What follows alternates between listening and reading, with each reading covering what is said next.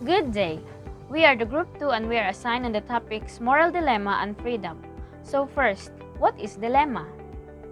Moral dilemma is a situation in which a difficult choice has to be made between two or more alternatives, especially equally undesirable ones. If you find yourself facing a problem but the solutions available to you will only create another problem, or worse, create more problem, then you are in a dilemma. A moral dilemma is a situation where there are two or more actions that you can possibly do.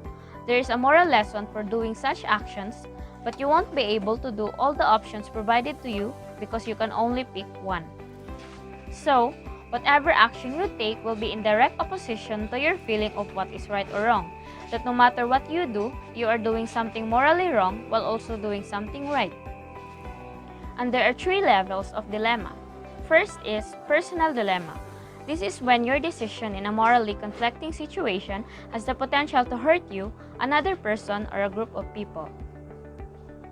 For example, someone is in a coma and will die once taken off life support. He has a slim chance of recovery, but he is also an organ donor, and there are two patients that will die if they don't get a transplant soon. You, as the closest member of the comatose patient, is aware of both of those things, and the doctor asks you if you want to keep the patient on life support, letting the other two to die, or let your relative die and give the other two a chance to live. In other words, a family member of a comatose patient with slim chance of recovery must choose between keeping the patient on life support or donating the patient's organs to other two patients. The next one is organizational dilemma. This occurs when a member or members of an organization are faced with a moral dilemma and their action has the potential to hurt the group as a whole or some of its members. A garment factory, for example, is not meeting its profit targets. If the corporation continues to fail its targets, the factory will not be able to meet its 5-year expansion plan, which will have a negative impact on the factory's financial future. Cutting costs by laying off some of the factory's employees was one strategy for resolving the factory's potential financial issue. The CEO and board members must now make a decision. Should they fire their employees in order to save the factory, or should they keep the workers working and find other ways to maximize profit and avoid a future financial crisis? To put it simpler, this is choosing whether to lay off employees or keep them working in a company that is on the potential verge of bankruptcy. And the third one is structural dilemma. This happens when the decision of a person or group of persons who holds high-level positions in the society can affect the entire social system. The controversy about the Social Security system in 2016 is an example of this dilemma. The members have been requesting a pension rise of 2,000 pesos. Some legislators are in favor of it, but SSS officials are against it, claiming that the institution cannot maintain such amount in the long term and that SSS will go bankrupt in 2024. Because he was the president of the Philippines at that time, President Benigno Aquino III had the last say and he voted for the bill enacted by Congress to raise the SSS pension. Because he believes that the entire SSS benefit system stability will be compromised in favor of 2 million pensioners and their dependents. Another example for this dilemma is what is happening right now, and that is the war between Ukraine and Russia. The focus of the dilemma is President of Ukraine's decision to either surrender or still fight for independence. We all know that President Zelensky, or the President of Ukraine's current decision, is the latter option.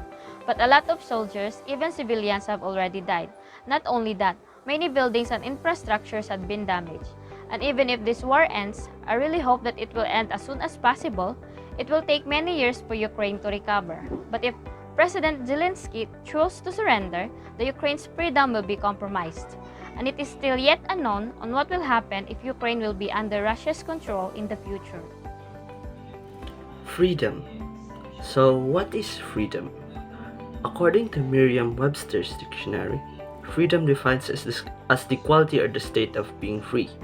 When talking about freedom and responsibility, freedom defines and connotes no ties, no hindrances, no blocks, or easily assaying the state of being free. Responsibility, on the other hand, connotes on doing something not because you wanted to, but under preference that they expected from you. Why only humans can be ethical? There had been claims morality is not unique to human beings. Some studies consist of a chimpanzee, that gives a moral conduct on something, but other thinkers such as Immanuel Kant, René Descartes, and other philosophers think that only humans can be ethical. According to Saint Thomas Aquinas, the fundamental difference between a human ethics and an animal ethic is that animal behaves instinctively, while human behavior is irrational. To further understand the two, let's define both the instinctive behavior and the rational behavior. Instinctive behavior, it is inborn, hardwired characteristic response to environmental stimuli.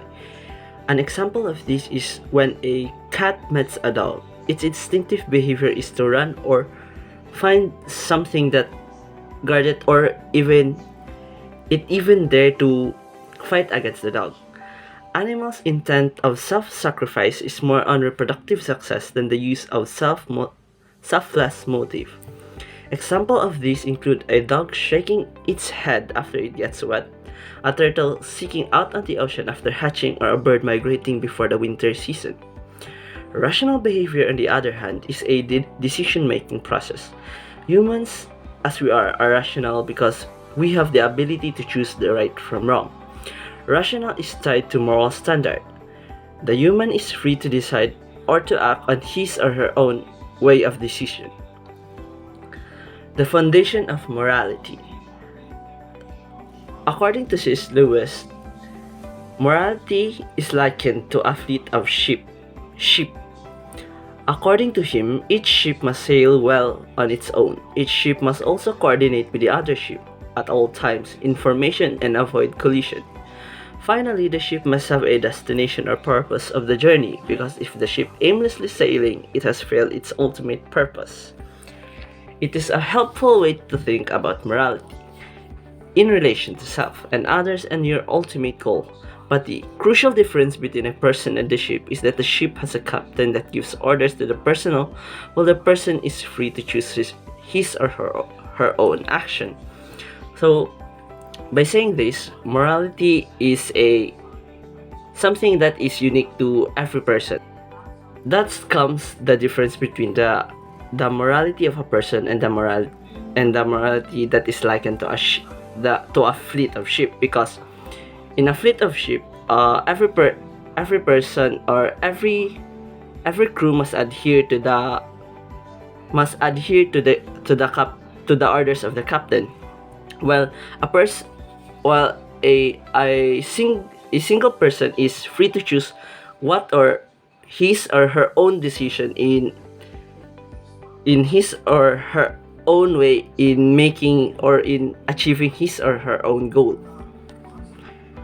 So why freedom is crucial in making moral decision? The personal aspects of morality is practicing constantly in developing a virtue so that thinking morally, performing moral acts, and choosing what is good becomes a habit. An efficiently run ship is a virtuous person. However, the ship is under the control of the captain, while a virtuous person is free to cultivate his or her own values. Hence, there is no virtue in self-restraint in the first place. You are prohibited from indulging. Hence, there is no virtue in self-restraint if in the first place you are prohibited from indulging, or you have no freedom to choose. So, a virtuous person can only have a virtuous person can only have a freedom if he or she has no or was not prohibited from anything, or is free to choose his or her own decision. Freedom is the foundation of the moral acts. For a person to be virtuous, he or she must also be free. Meanwhile, while talking about the interpersonal aspects of morality, discussion turns on the following rules. It is important to note that even in the following rules, freedom is essential. Rules help people to live together in harmony. It makes people recognize that apart from personal rights, people are equally important. Society nowadays, we have many rules to follow, especially in order to have our community to be in peace, or in order to pursue the peace treaty.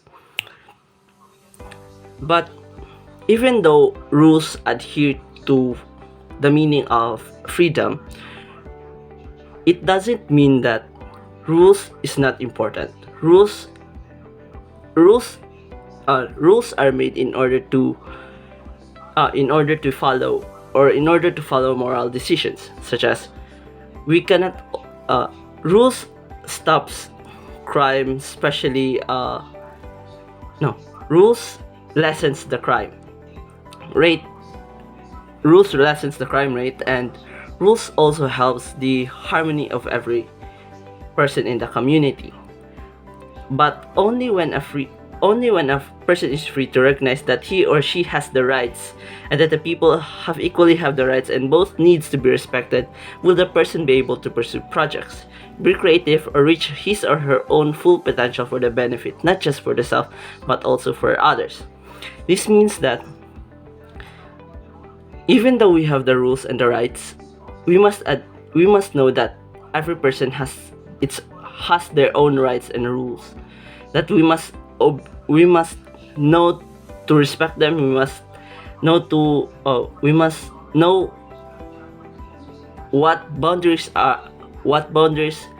we have to give to them, so that each of us will have our own full potential for the benefit not just for the self but also for the others. The human person as a free being. The human being is more than its biological components. They are distinguishable from other living organisms by having a higher evolved brain and the ability to convey speech, and having listening skills. Human person is a being with inborn properties that he or she uses to direct his or her own development towards its fulfillment. One of its inborn properties is freedom. Some philosophical insights of freedom are as follows. Freedom is a gift. Freedom is the ability to make significant choices. It is important as it defines us who we are as human beings. And according to Marcel, freedom is a gift given to us by God. Freedom is complementary to reason. According to one of Aristotle's principles, free will and reason are complementary. Aristotle considered freedom and reason as necessary abilities for consciously making of things. Self-direction rather than bare impulsiveness is the crucial characteristic of the free person.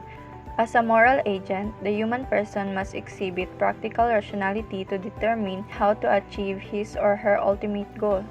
Freedom is absolute. According to Jean-Paul Sartre, freedom is not the freedom to do something or anything. In his view, the human person is absolutely free. As I stated earlier, the human being is distinguished from other creatures as it has the ability to exercise freedom. Animals too have a sense of freedom. When they are not caged, animals have complete freedom to wander, eat when they want, and sleep wherever they want. However, when they are caged and try to escape, this freedom is what we call freedom from restrictions, a primitive kind of freedom and a freedom for mere survival. On the other hand, a person in jail is still free. A person is free to think, to change, and become a better person, free to redefine his or herself. Freedom demands responsibility. Jean-Paul Sartre believed a person always has a choice, that even not choosing is a choice.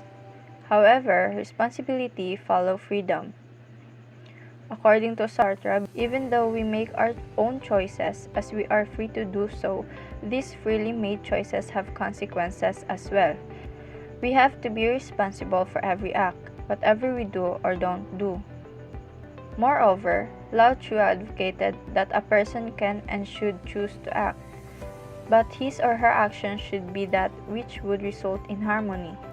Lao Tzu's idea was that one's freedom is not absolute in any society. There are factors that are beyond our control, which have the potential to rule our life. Responsibility as a moral quality serves as voluntary check and balance of one's freedom. Without the proper balance, unrestricted independence may be just as hazardous as a tightly controlled social organization. Such extreme ideas have resulted in significant societal injustices.